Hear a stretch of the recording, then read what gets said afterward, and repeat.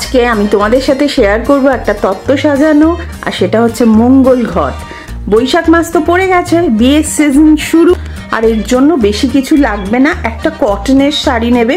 বেশিরভাগ যখন model item করি চেষ্টা করি কটনের জিনিস দিয়েই করার, কারণ সেলোটেপ তো ইউজ করতে হয়।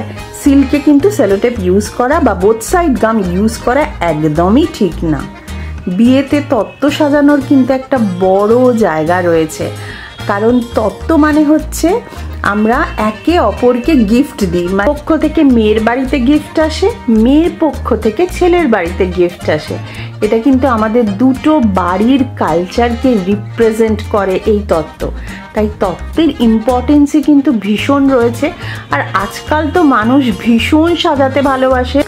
এখন কিন্তু বাঙালি নন বেঙ্গলি সবার মধ্যেই তত্ত্ব সাজানো ছড়িয়ে পড়ছে আস্তে আস্তে।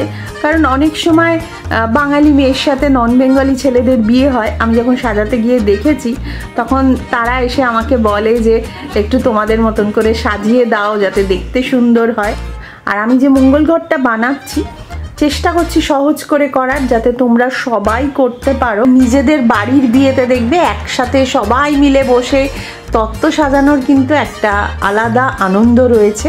আমি সবুজ রঙের ব্লাউজ নিয়ে নিয়েছি, কিন্তু এটা জানো তো সিল্কের। চেষ্টা করবে কটনের নেওয়ার, কারণ সেলোটেপ লাগাতে হবে। আমি লাগাচ্ছি, কিন্তু আমি সিল্কে সেলোটেপ লাগানোটা খুব একটা মানে কি বলবো সাপোর্ট করি না।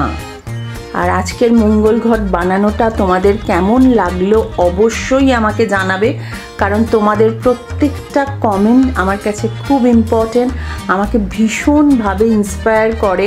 ঘন্টার পর ঘন্টা বসে যখন তত্ত্ব সাজিয়ে যাই, হ্যাঁ পা ব্যথা করে, ঘাড় ব্যথা করে, কিন্তু ওই যে তোমরা বলো ভালো হয়েছে, তখনই না আনন্দে মনটা ভরে যায়।